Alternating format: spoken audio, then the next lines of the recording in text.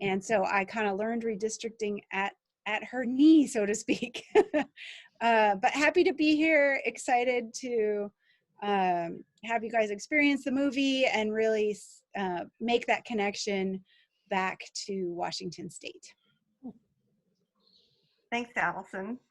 So also here is Judge Mary Kay Becker, retired judge, who was one of the 4 voting members of Washington State's first Constitutional Redistricting Commission in 1991. Oh. And Judge Becker, what else would you like us to know? That's pretty much the most relevant thing for the participation today. I was a member of the Washington State Legislature representing the 42nd Legislative District from 1975 through 1982. And that was probably one of the reasons why I was selected. I was selected by the Senate Democratic Caucus to be their delegate, their member on the Redistricting Commission. After that, I was a lawyer while that was going on, and then later I became a judge. I was a judge with the Washington State Court of Appeals for 25 years. That's what I just recently retired from. So I'm a retired lawyer, judge, legislator now. Thank you. Thank you. And also Julie Johnson, who is enrolled Lummi member and co-chair. And she's a member of the Affiliated Tribes of Northwest Indians. And Julie, would you tell us more about yourself? And I'm also interested in the listening sessions that you conduct. Oh, I forgot to write that down, listening session, I will. My name is Julie Johnson. I'm an enrolled Lummi member. I'm from the Koina family. My my great-grandfather was Henry Koina. If you've studied any of the history at Lummi, where the Northwest Indian College is located now, is where my family land is. But I'm chair of the Native American Caucus for the Washington State Democrats, and I've been informed that we have the largest caucus now in the United States. I'm co-chair of the Native Vote Committee for the Affiliated Tribes of Northwest Indians, which is a group that it's about 58 tribes belong to that. And of course, I'm sure you all know that we have 29 tribes in the state of Washington. I'm a committee member for the Clallam County Democrats. I'm the first Native woman elected to that position. And I'm vice chair of the 24th Legislative District, which includes Jefferson, Clallam, and part of Grays Harbor. In this last year, I decided to run for Electoral College, and so I won after 3 votes. I tied 2 times, and it was all done by Zoom, so I'm not sure how it was all done, but it took a day and a half, and I finally won. I'm president of the National Indian Women's Supporting Each Other. It's a nonprofit organization that recognizes the leadership of Native women in the United States, and we have an annual dinner. I've been volunteering for this group for 25 years. And this last year, when we had our honoring lunch in Washington, D.C. in February, we have it during the National Congress of American Indians Convention. We were fortunate to have Senator Harris, Kamala Harris spoke, and also Senator Maria Cantwell. So it was really a nice event. We honored 2 women. One was in tribal leadership from, gosh, now I forgot her name. That happens at my age. But she was from way down south, just past in Atlanta. Where was she from? Anyway, she was from the South. And then we also honored a young woman that has been working with the murdered and missing Native women. That's been happening probably on nearly every one of our reservations. And I'm chair of the Northwest Indian College Foundation. We have about 1,500 students from 130 different tribes, and we've been raising money for scholarships. And now we're working on trying to get our funding that we get per student. I was on the board of trustees for a state college for 10 years, Peninsula College in Port Angeles. And we don't get near the money that the states do. Our money comes from the government. And so I'm really concerned about, the fact that our Indian colleges, we have 38 in the United States, we only receive about half the money that the Black universities and colleges receive from the government. And so that's an issue that I'm working on. And I'm a volunteer. I'm not working, and I'm doing things that I enjoy. That's So, great. So I have a question. Anyone can answer. So in Washington, we have a bipartisan commission. We don't have one party drawing the district lines. We have 2 Democratic appointees and 2 Republican appointees and a non-voting chair chosen by consensus of the 4. So what does this do to redistricting in Washington? And do we have any problems with that? Who would you like to answer that? Oh, Who it's knows the answer? Allison, if you want to take a shot at it, that'd be great. Sure. So the League of Women Voters did an analysis of the last 3 redistricting cycles and talked to some of the commissioners, and we'll love to hear what Mary has to say about this. It tends to be a negotiation between the 2 parties, as you might imagine. And our analysis leads to show that it tends to protect incumbents. It tends to have many safe districts for each party. And we have seen that at least throughout this decade, we've had fairly close representation in both the House and the Senate. I have some more details on the percentages of competitive districts and stuff if anyone's interested, but the good news is we don't have extreme partisan gerrymandering like in Wisconsin or Michigan was experiencing, or Ohio or North Carolina, those ones that you hear in the news all the time. And we have representation of both parties, and they tend to hash things out in the chambers. The bad news is that if your demographics or if your party affiliation changes in the state, then we're still at 2 and 2. And the latest poll I saw was a couple years old now, but as much as 40% of Washingtonians declare themselves independent of either party, and we don't have any kind of representation of folks that might not affiliate themselves with either party. Start there. All right. Judge Mary Kay Becker, do you want to speak to that from your experience? You know, I think that the partisan nature of redistricting in Washington is built into the constitutional amendment that created the commission. It has that. I mean, in other words, there's an assumption there that there are 2 parties, and by giving them an equal voice in the commission, that you will tend to get more equally balanced districts that could elect either a Republican or a Democrat, depending on the political tides at the time. And that's just the way it is. I mean, I think that if the independent voters in Washington wanted to organize into a party that thought, alike in many respects as the Democrats and the Republicans do, then there would be cause to want to amend the law or the Constitution so that they could be recognized. But I don't see that happening, because the independents are people who don't want to attach themselves to a particular agenda or party. So what happens, and it is a nakedly political process, if those of you who are in attendance here want to get involved in the coming redistricting, that's one of the things to face right at the beginning. I mean, I think that there are, as I remember it from 30 years ago now, there always are people who think, why should there be politics involved in this at all? Why don't we just turn it over to like a geographer at the University of Washington, or somebody like that who doesn't hold a political position, doesn't have any influence of a party, and just sort of let the chips fall where they may. Have the people always will say, why don't we have the commissioners not know where the incumbents live, and then we'll just do it in a very sort of rational and unpolitical way. That just simply isn't going to happen. I mean, it's inevitable that the commissioners know where the incumbents are. It's inevitable that the commissioners who are appointed by the Democrats are going to try to protect the Democratic incumbents, and vice versa.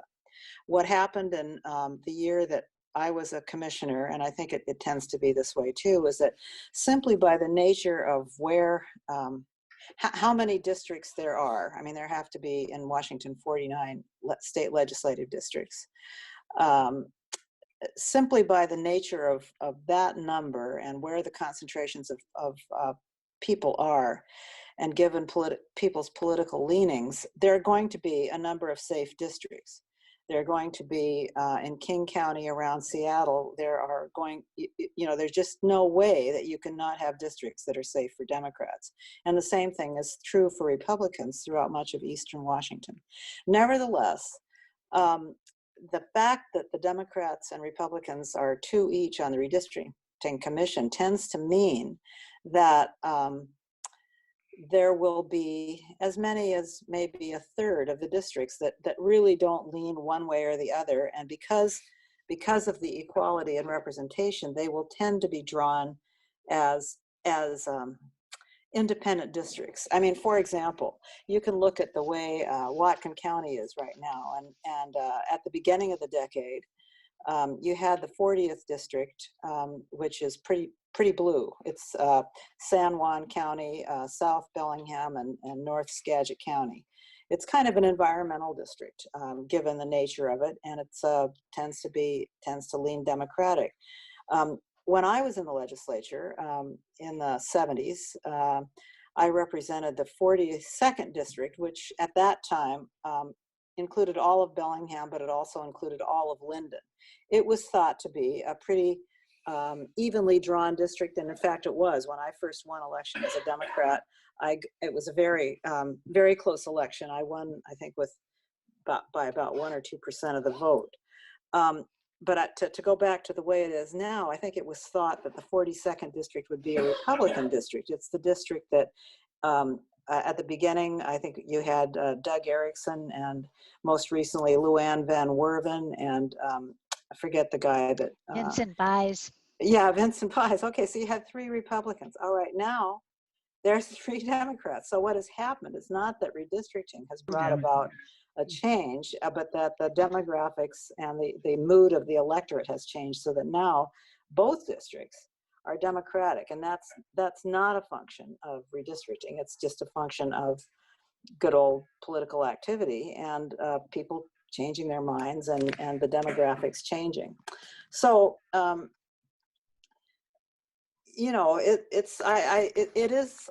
think Washington is fairly moderate. I mean, people can argue, and some do, that it's too bad that there aren't, like I guess Michigan did, and I think California has an even different system where instead of having politicians or people chosen by politicians to do redistricting, it's like random people, people drawn randomly from the voter rolls or some other kind of combination. And I haven't studied it to know how that is different. But, my experience as a member of the Redistricting Commission 30 years ago was, I thought, pretty positive. I thought our map was pretty good.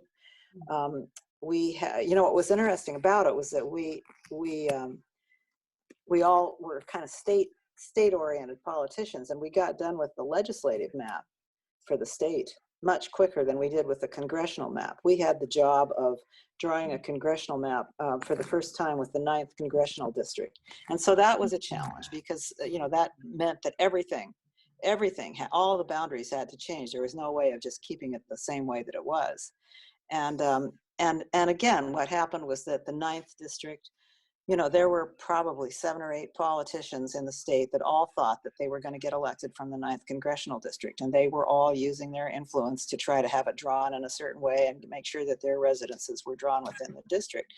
And I think that, I remember the Republican candidates all thought they had a pretty good shot at it, but it turned out to be won by a Democrat, and that district has remained fairly solidly Democratic ever since. So it's really hard to tell, but boy, watching that movie, I'm sure glad we have a commission and that we're not like Michigan. Right. Thank you, Mary. Thank you. Well, I have a question for Julie. So in your opinion, what are the most important criteria in drawing districts? Well, you know, I got involved with the Democratic Party, and I've been a Democrat all my life, but in 2008. And how I got involved with redistricting is Joe Pacotis, the former chairman of the Colville tribe in the, I think it's called the 7th LD, over there above Spokane, up in that area. One of the largest tribes in the state ran for Congress. And I was excited about, you know, supporting a Native person running. He graduated from the UW with his master's in business administration, was just a great person. And I thought, you know, I liked him and I thought other people would like him. Well, one day he told me, he said, you know, Julie, he said, half my tribe can't vote for me. And I teased him and I said, well, they don't like you? You know, and he said, no, he said, they can't vote for me because our tribe is split in half. And that's when I first learned about redistricting. And then I spoke to a man from Yakima, same situation. The tribe is split in half. Then I looked up the regulations, and the regulations say they try not to break up cities, you know, keep interest groups in the same district. Well, you know, that if you apply that to a tribe, and our 2 largest tribes in the state, you know, that shouldn't be happening where they're being split in half. We should be treated like other people, you know, equitable treatment. And so that was about 5 years ago. So I just remembered that we needed to do something about that we needed to get involved. We have 29 tribes in the state of Washington with a huge amount of, you know, land. And so I've worked on getting a resolution passed by the 58 tribes that belong to the affiliated tribes of Northwest Indians, and also through the Native American Caucus, that we have a Native person appointed to that commission. I think it's time that we have a seat at the table. And so both those resolutions have passed. Also in Yakima, the Yakima the Democratic Party over there passed a resolution saying they want to have hearings, they want to have input, they want to be able to communicate, you know, what their needs are. Did I answer your question? I'm going off and. Yes, you Yeah, that was Okay. great. That's great. So that's how I got involved in it.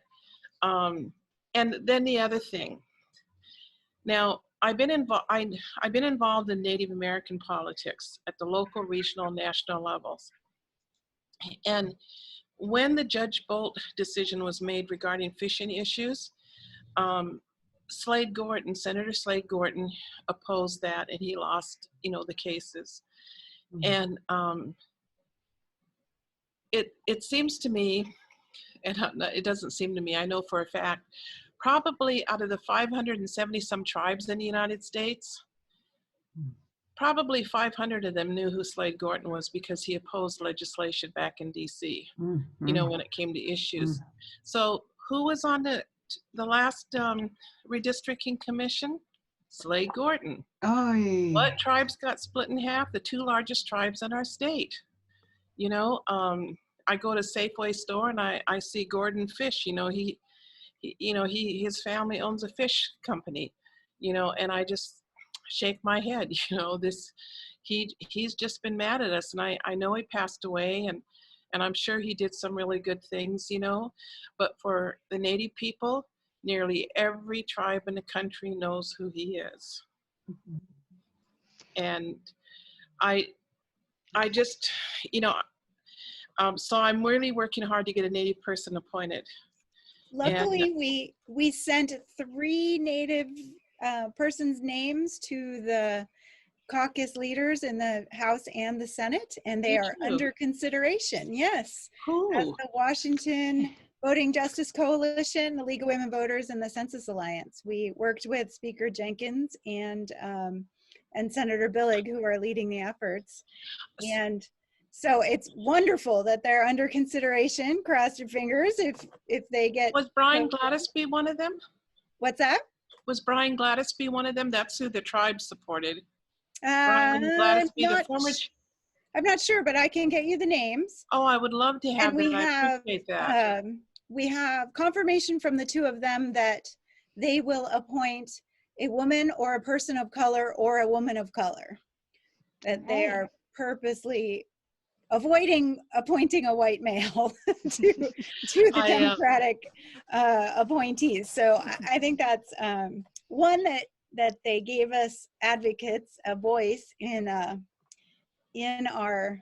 process by being able to appoint, suggest appointees basically. But we should get announcements here in the 1st of December from the Democrats on who their appointees are. Great. Well, I just wanted to share, we supported Brian Gladysby, who's a former chairman of the Swinomish tribe, also was chairman of the affiliated tribes of Northwest Indians and the National Congress of American Indians. I also talked to NARF, which is a Native American Rights Foundation, which has about 17 lawyers at work for them, and they work on Native rights issues. And they've made a commitment that if Brian is appointed, they will help him because they have, a lawyer that has really good experience with mapping and, looking at mapping and that sort of thing. And that's gonna become a national issue in the United States for us. We're gonna start working on that now for the next 10 years. Excellent. Great, so let's good. explain a little bit. There's a question in the chat about all of the criteria. One thing first. Yeah, let's go to Catherine first. She had her hand up first, and we'll go to Catherine, and then we'll go to that. Okay, so there's a couple of problems that I see. And just because we have a system that's kind of okay, doesn't mean we can't make it better. Woohoo. So I think that there's an issue that the 5th person is non-voting. I think that's a concern because that encourages that negotiation. Well, if we give you this district, we want this district. So I think that's an issue. And I just think like in terms of that citizen programs, citizen run programs, just like in police review, that those are better. And I think that, we might want to consider whether we want to move to a citizen review committee rather than, because as long as it's run out of the legislature, it's going to continue to be partisan and that negotiation's going to happen. So that's just my thoughts on it. Sure. So Arizona has a 5-member commission with the 5th member being a voting member. And if you read the history of what happened to that independent member, it was horrendous how much flack she got for not, one side thought she was a Democrat, the other side thought she was a Republican. She got ousted and by the governor and then put back by the state Supreme Court. And it was just awful. So one of the benefits, and Mary Kay can speak to this too, one of the benefits of having the chair be non-voting is that they tend to focus on the public interface and the running the nonpartisan staff, and it forces the partisan members to actually like give a little, because you don't want them to dig their heels in and then have the 5th be the deciding vote. So you can see how the dynamics would be quite different if you had that 5th voting chair. You would always be wanting to, if you were one of the 4, you would be trying to win the 5th over. You would be trying, if you were a Democrat, you'd be trying to make that person be a Democrat. I mean, you would. And vice versa. The problem is you end up in a situation like the commission that decided the 1876 election between Tilden and Hayes, where there was a big commission, it was evenly divided, and then somebody supposedly neutral was chosen, and then I think they were bribed. And that's how we ended up with Jim Crow and Reconstruction. Oh my goodness. But I mean, there's things to be said, I guess, for both sides. But I having been through it, I really, as I say, that when you first come at this, you tend to think this should not be a job for politicians. This should be, just random people trust to their common sense. But I think that the way that it's structured has a lot of wisdom to it. And I know in our case, we felt good about it. Both sides did. Yeah. Yeah. It's interesting to think about where we've evolved to and how many more citizens are not identifying with either party. I got a chance to talk with the commissioners from the California Commission, and the people who are citizen members, they said it was the most amazing experience, and they put their heart and soul into it, and they had wonderful support from staff who knew the maps and knew GIS. And of course, we're getting even more technology that helps folks draw the maps and whatnot. So the commissions, and of course Michigan's commission is going to be going for the first time. The league has floated some ideas around adding citizens to the commission, going to a 9-member commission with adding 2 citizens that are partisan and then 3 citizens that are quote independent of either party. And so you'd have 3, 3, and 3, and you'd have to require, one of each to vote or something like that. But it's going to take quite a groundswell to do any kind of that. As Mary Kay said, that this is a constitutional amendment. So, and you can't modify the Constitution via initiative. So you really do have to sway your legislators to change this commission. So it's one of the reasons we're starting now during this session to say, if we really do want to change the commission, we really have to have a grassroots effort to say, this is what the people want. I think there would have to be a case, with particular examples that would say, not just theoretically, we think it might be better if it were done a different way, Yeah. but what went wrong as a result of having it be the way that it is? I think that it's interesting, the competitive analysis, because I'm with you. My grandmother, when she did, Mary Ellen McCaffrey, when she did redistricting in the 60s, and then again, when it had to be redone in the 70s, their philosophy was that 1/3, 1/3, 1/3 kind of thing, to, each third safe and then 1/3 in the middle. And the data shows that less than 20% of the district races are competitive. And so what does that mean if we're not getting to that ideal 1/3 of actually being either party being able to win it? And about 10% of the races are uncontested. There is not another party that even decides to run. Well, you have the other thing that goes into this is in Washington, you have the top 2 primaries. So that, yes, that's another big change. All right. Well, this has been an amazing, great panel discussion so far. So we're going to go back to the movie, but we'll have another 20 minutes or so at the end of the movie to ask some more questions. And we want to talk specifically about what citizens can do to get involved in, and I want to hear, what their role is.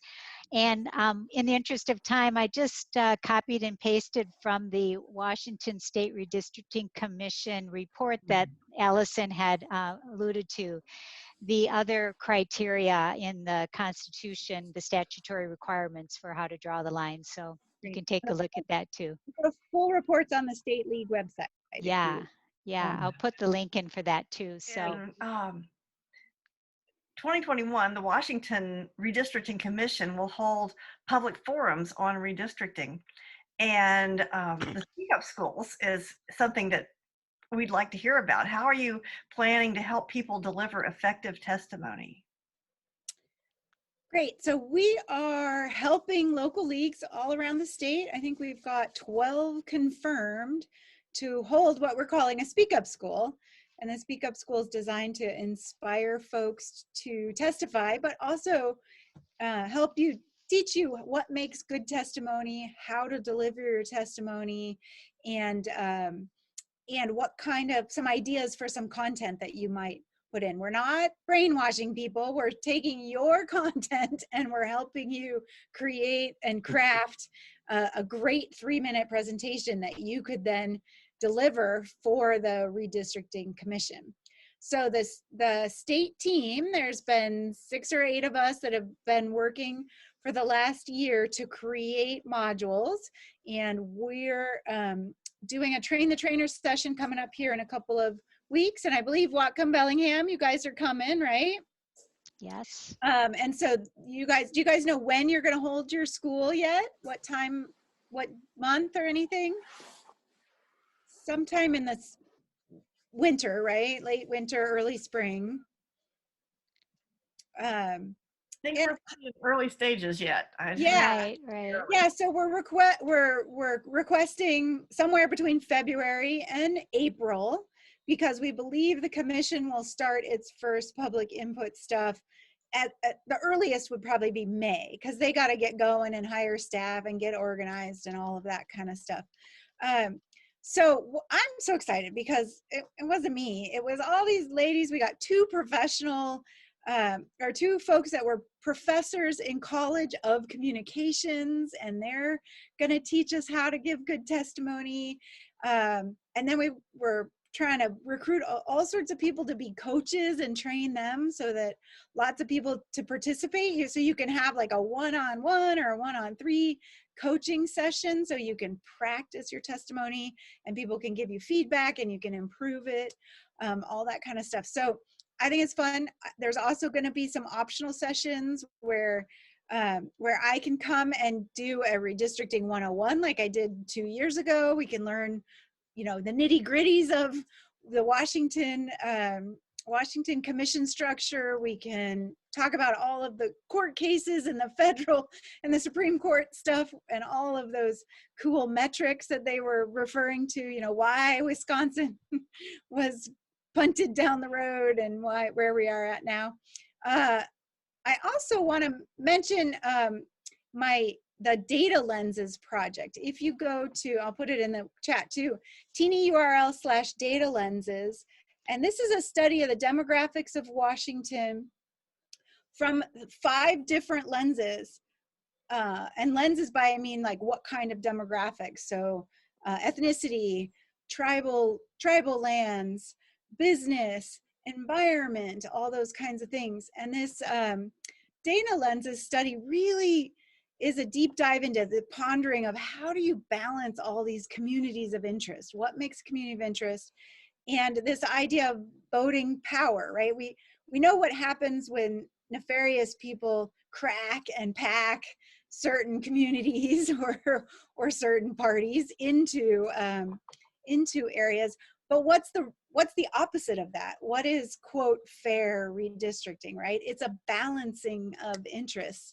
And so it's this Data Lenses study is a deep dive into how do you think about this balancing of lots of interest.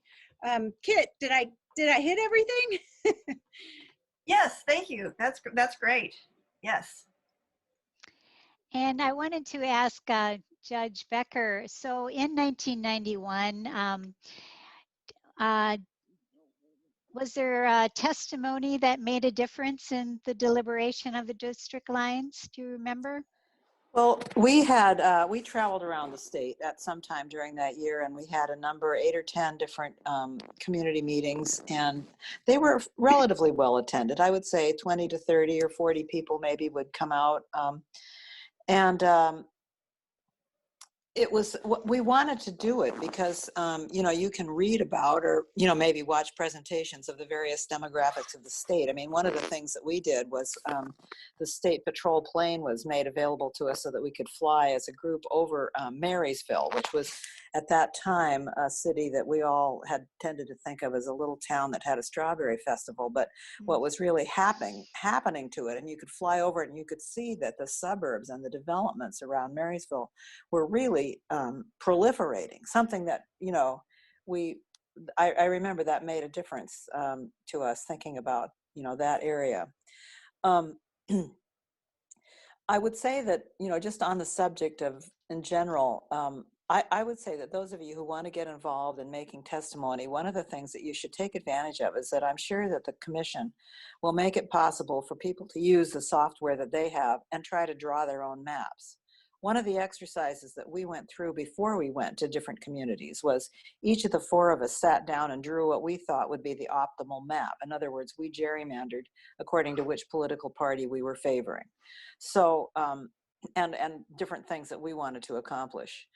One of my objectives, I'll just recall this, is I was following right along with Julie Johnson's comment on Slade Gorton, who, as far as the Democrats are concerned, was always the Darth Vader of redistricting. And I knew that he was trying to make my home territory. I mean, I live in Bellingham, but I grew up out in Jefferson County over by the ocean. And I know that community fairly well. And I knew that he was trying to turn it into a Republican stronghold. And so one of the things that I was trying to do and was successful in doing was to put the Olympic Peninsula into Norm Dix's congressional district so that it would remain solidly Democratic, and so that the communities of interest, which to me, I thought that, a lot of what the people over in the Olympic Peninsula were kind of more similar to Norm Dix's district than they were, around Tacoma and Bremerton and so forth and Kitsap, than they were to Whatcom, Skagit, Island, and San Juan. And coincidentally, it meant that whoever represented the second congressional district, which was Al Swift at that time, did not have to constantly go back and forth by plane or ferry over to the other side, over to the Olympic Peninsula. Now, this is an example. I know it doesn't really answer your question, but we heard about things like that. One of the things, the reason I say experiment with the software and see what it's like to draw a district, you will learn that way how difficult it is to do everything that people want you to do. It's very easy to go before the commission and say, we think that Aberdeen and Whatcom should be in the same district, or we think the city of Bellingham should be all in one district. But if you start at a particular corner of the state and start drawing your map, for instance, you maybe start up at the northwest corner, you might be able to get Aberdeen and Whatcom in the same district. But then you lose other things. And so that was one of the things that we all wanted to do and we all were unable to do. We were not able to get Aberdeen and Whatcom in the same district. And as you see now up here in the northwest corner, I think one of the things you have to do is, do you or do you not like having Whatcom County divided into two districts? Because you could go back to the way it was. You could have, excuse me, I'm just taking a loaf of bread out of the oven. But maybe it's good the way it is. I mean, Julie was saying, she would like to make sure that the two largest tribal communities are, that they are not divided, because in the past they have been divided in order to diminish their political cohesion and their political influence. And that may be what you conclude, but there may be other parts of the state. Talking about packing and cracking. Sometime, one of the problems we ran into, frankly, was in the King County area. The Democrats wanted to spread more Democrats out into all the different state legislative districts so that we would enhance the chances of electing Democrats, because it was disadvantageous to the Democrats to pack them all into the core Seattle districts. We would, they'd be 70, 80% Democratic, and we were, quote, wasting those votes. On the other hand, though, we had to be responsive to the Voting Rights Act, and at that time there was, African-American communities in the Seattle area, particularly down at the south end, were particularly concerned about getting enough of their communities packed into districts so that they could elect one of their own in that district, to make it possible to elect a Black legislator, of which there were, very few at the time. So you get these two, that's one of the things that I would recommend that you do if you're going to have a group, if you're going to work as a group and say, here's what we want. And I would recommend that if it's possible, because if 30 different people come in and say, well, I see Whatcom County this way and I want it to be like this, but every other person has a slightly different idea, that will be less effective than if a group came in and said, we really like it the way it is. Try to keep the district lines as much like they are as possible, so that you have a strong, as I said, I personally see the 40th as kind of an environmentally oriented district, and really so is the 42nd, except it has in the past elected, people like Doug Erickson, but maybe it won't if the lines stay the same way that they are. I mean, it all depends on what you want. So, I mean, this is the advantage of every 10 years, the redistricting comes around and you have the chance to shake things up. You can either try to keep the way they are, or you can say, we'd like to have it be totally different. We'd like to try something new. We'd like to reach out and have,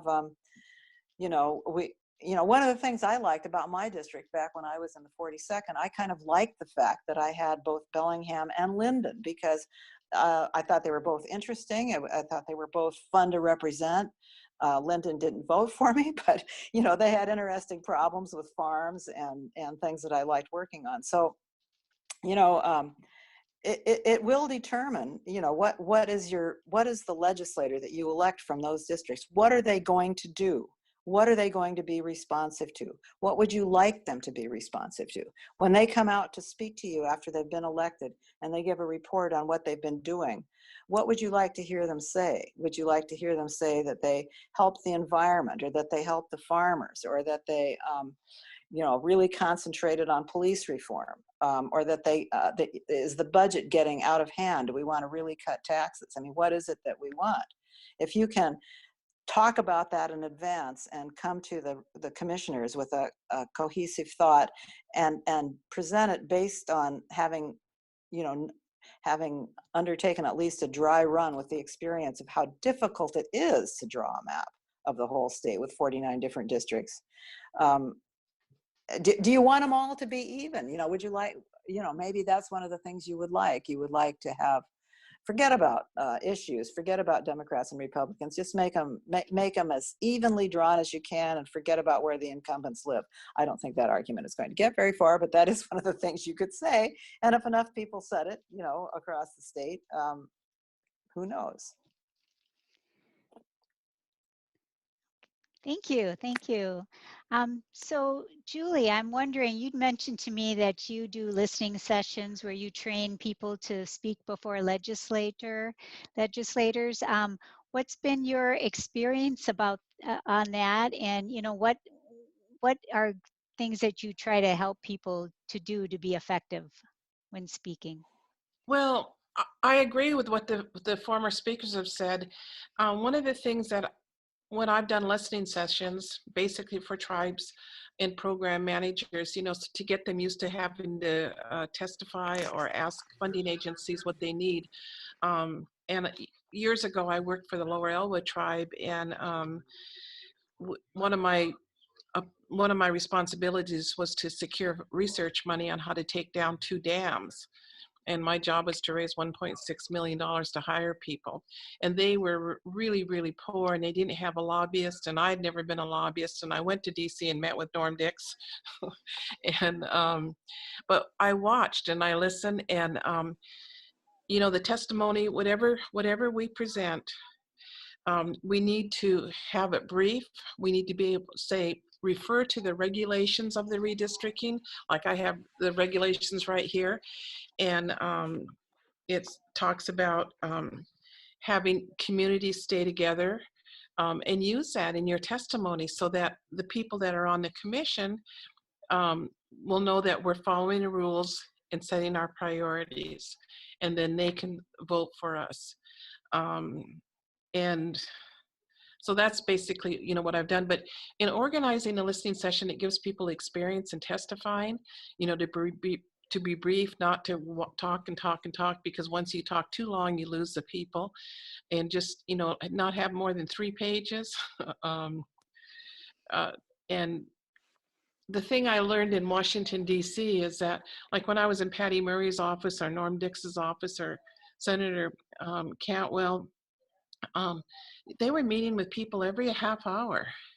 And I was wondering how their staff could keep up on everything. So when I did training, I said, do the homework. If we're going to go after money, say from the Department of the Interior the Bureau of Indian Affairs, then say that's where you want, that you need support, that you want support, and this is a budget line item, and this is a person that's in charge of it, and this is what you need to do, and just be very direct, but say it very briefly. So I say the same thing about redistricting. If I were testifying, I would use their regulations and speak to that regulation so that the commissioners could approve it. I'm not saying it doesn't always work that way, but that's basically what I've done over the years. And we did raise 1.6 million. I had a secretary that worked with me. And the 2 dams did come down, and it was a $350 million project. I didn't get the appropriations for the 350, but you know, we had laid the groundwork so that it could be done, and I supported them and know them. But you know, to be successful, you need to not just go in and tell someone that you want something done. You've got to do your homework, you know, and write and speak to that, and don't talk too long. You know, I totally agree with that. And I would just reiterate that I think that the homework that you could do, as I say, is to try to draw a map. In other words, one way to do it is to say, look, I think that we should do the following things and keep the following communities together and so forth. And here is how you can do it. Here is a map that does what we want done. And one of the things that, you know, you heard me say we're recommending Brian Gladys to be the former chair of the Swinomish tribe. I also, and I mentioned NARF earlier, the Native American rights, that we have a lawyer that they know how to do mapping. They know how to look at the statistics. In the state of Washington, I've got my numbers here. Every district is supposed to, they try to have like 130,000 people, you know, in each district. And that information is, of course, on the computer. That'll increase to almost 170 this time. Is that right? 7.5 million people. 170? Yep. Wow. I couldn't remember the number. Was it 130,000? 137,236 last time. Yeah, but it could be as much as 170 next time, all based on census population data, which we'll find out. Well, I was looking at the population of the natives in each, you know, in those areas. It was interesting. So I recommend, and what I'm using is Dave's redistricting app. That's available now. The commission may put one on their website, but Dave's redistricting app, just Google that, is available now. It's a free nonprofit that's putting out a free mapping. Right now it has 2010 census data in it, or you can switch to I think it's 2018 American Community Survey data if you want to try to start thinking about the maps. That's what I'm working on. I'm gonna do a legal set of maps for the League of Women Voters, and we're gonna do a bunch of what we're calling mapping parties. So get folks together like you guys and say, what Judge Becker was talking about. What don't you like? What do you like? What are the issues, and how would drawing the lines change those issues? Well, for example, you know, to just take the city of Bellingham, for example. So it's divided. Now, some people might say that's a bad thing because people who live in the city of Bellingham are used to voting for Bellingham City Council and mayor, and they're aware of the issues that affect the city. But other people might say, well, you know, it's really kind of cool that we have the city of Bellingham in 2 different legislative districts, because that means that when the city has a particular interest, there's 2 different groups of legislators and not just one. If you're all packed into, you know, one district, then you know, maybe your influence is too divided. So I'm not saying there's a right or wrong answer to that. It's just a question of that's what you think about when you're a community. That's what I talk about as voting power, whatever group you are. In that case, it's citizens of Bellingham, right? The city of Bellingham. How do you want to deploy your voting power? Do you want to put more of it in one district, spread it out among other districts? One of the interesting things that the Data Lens project brought up was, if we honor the Native tribes and say, hey, they really should have all of those tribal members or those that live on the reservation should be in one district, it may actually dilute the communities of color voting power because of the way the lines work. If you pack more folks of color, right, into those districts. And so it's an interesting statistical analysis and kind of human analysis of where do we want those people, right? And therefore the percentage of voting power they may have in any given district. You know, one of the problems that we're facing on our tribes is a lot of us, you know, have only gotten involved with voting. You know, it's only been the last 20 years. I can remember when the census was done about 20 years ago. I just moved to Nia Bay from Seattle. I grew up in Nia Bay. I'm Lummi, but I grew up out here on the Olympic Peninsula and then lived in Seattle for a while, came back home. But I didn't want to share any information with the census because I thought, you know, they were investigating Indians. You know, some of the boats down here have been, you know, somebody used guns to shoot holes in them. You know, there were just some ugly things going on. And so I understand why a lot of our people are afraid to get involved, or uncomfortable, I should say, not afraid, but uncomfortable to get involved. It's two different worlds. You know, our cultures are so different. And so gradually we're getting people involved. And I'm really interested in what Native people that you've recommended. I've really worked hard to you know, get our people running for public office. We have 8 people elected now in the state, or 7 and 1 in Oregon.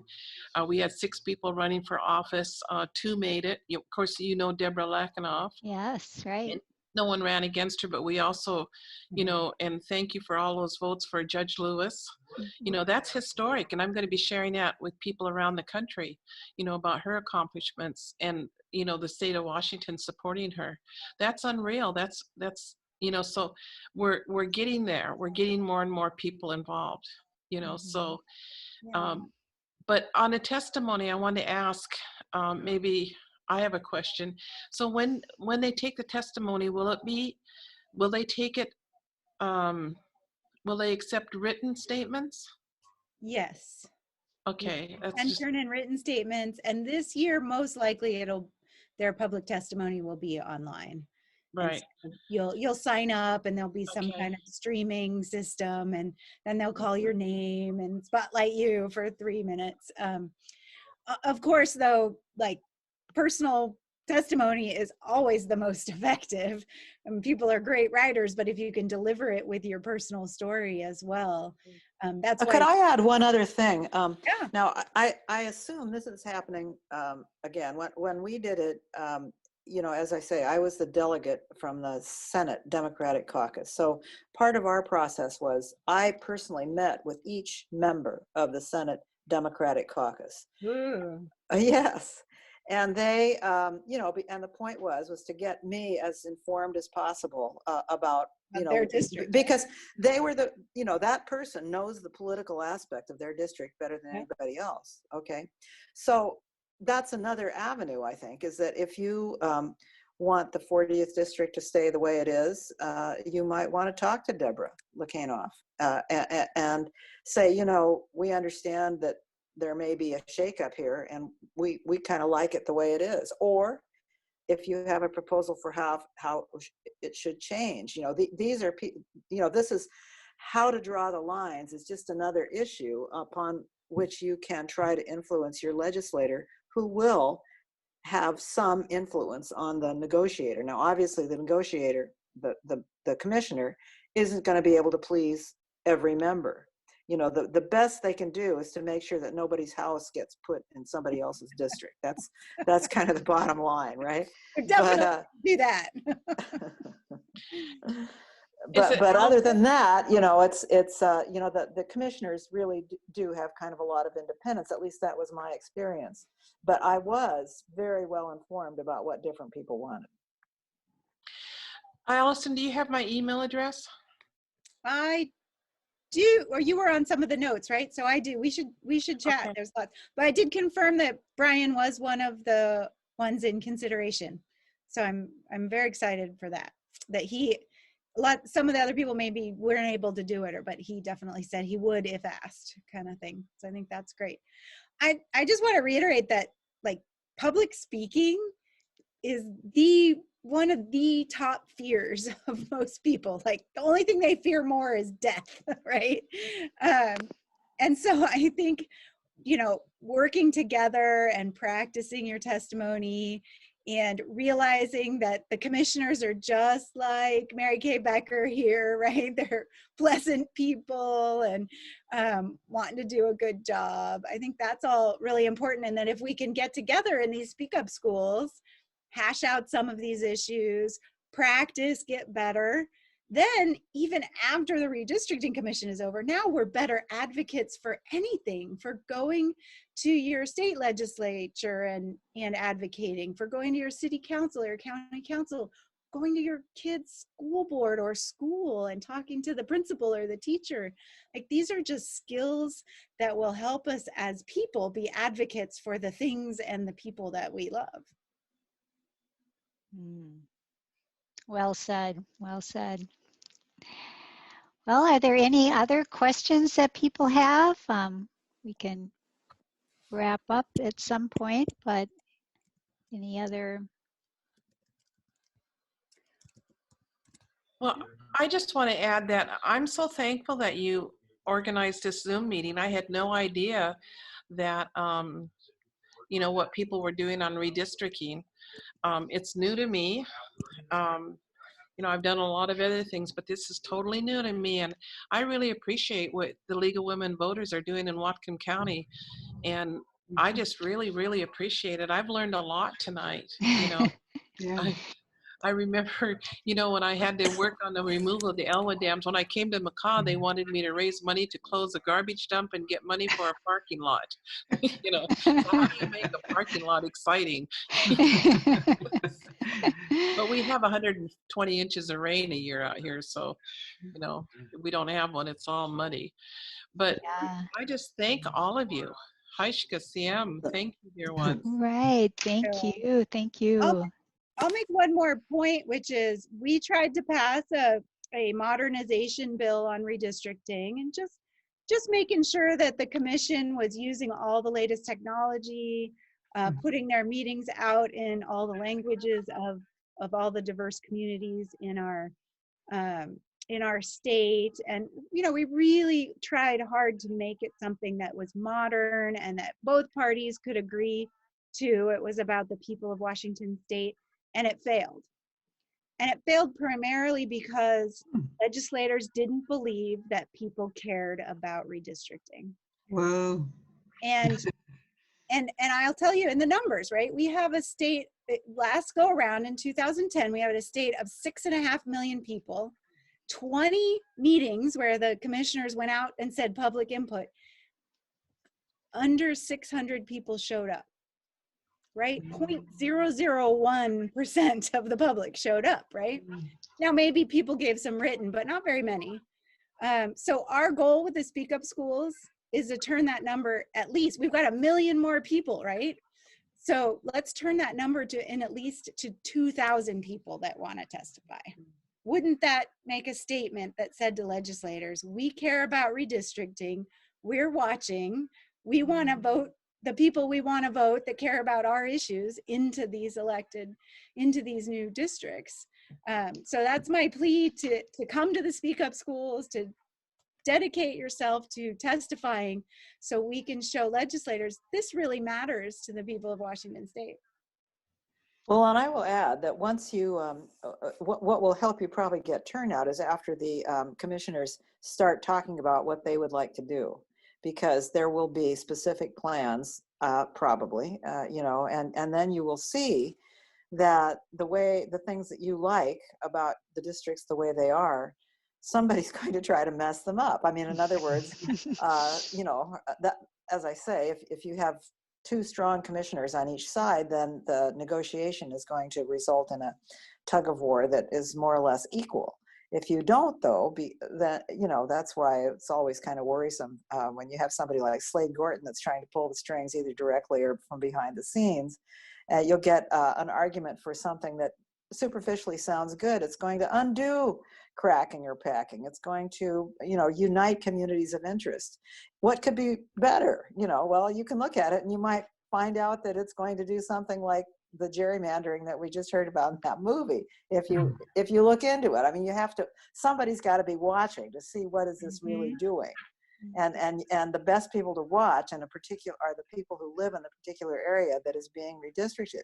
Somebody might say, oh, look at this. This is going to be great. We're going to get, the Colville reservation is going to be all in one district. Isn't that wonderful? Yes, it is. But in order to do that, we had to gerrymander so that all the rest of I'm just using this as a theoretical possibility, not really, but, you see what I mean?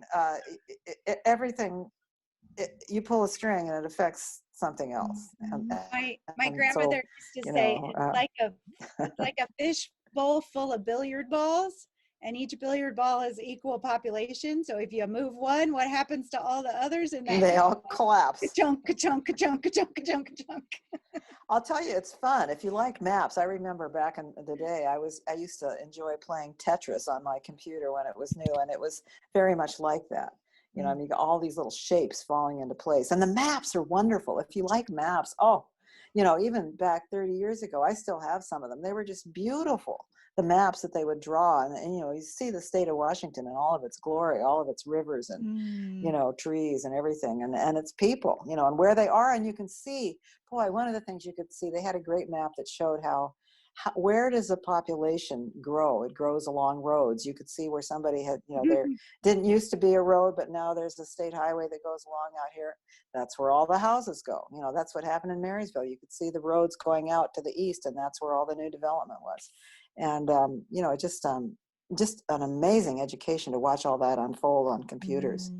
Back in those days, we were not too shabby, and we certainly had excellent staff. And, I can remember hearing some people say, 10 or 15 years later, oh, it's so much more sophisticated now.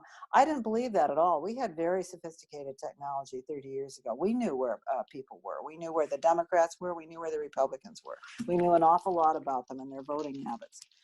And they still know that kind of stuff. And maybe they know a little bit more about it. But it's, and it isn't really rocket science. I mean, there were like high school classes that back then, 30 years ago, that would take it on as a project. They would get the computer software and they would sit down, and it would take them about a day or two, and they would have a nice map all developed. They would mail it into us. Why don't you do it like this? So it's not, you can do it. But wait and see what somebody's trying to do to you, and then you'll get more turnout.